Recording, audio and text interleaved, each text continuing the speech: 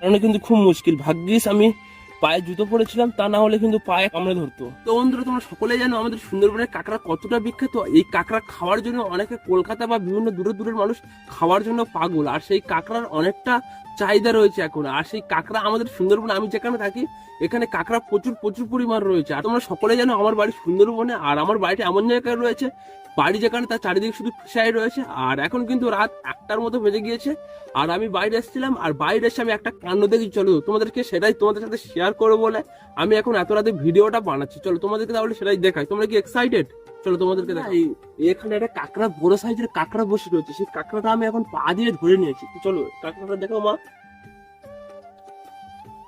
তো দেখো কাঁকড়াটা এখানে বসেছিল, আমি ধরে নিয়েছি। আর তোমরা সকলে জানো এখন কাঁকড়ার দাম কতটা। আগে আমি পা দিয়ে চেপে ধরেছিলাম, আর কাঁকড়াটি কিন্তু একটা দ্বারা এখান থেকে ছেড়ে দিয়েছে, আর একটা দ্বারা রয়েছে এমন ভাবে জুতোর মধ্যে ধরে গিয়েছে, এখান থেকে ছেড়ে দিয়েছে পুরো।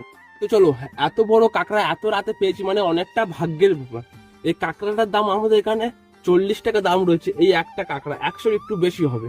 তো চলো, এই কাঁকড়াটা তোমাদের ওখানে কত করে বিক্রি বা কত করে ফের অবশ্যই কমেন্টে জানাবে। চ্যানেলটিকে সাবস্ক্রাইব করে। Bye, tata.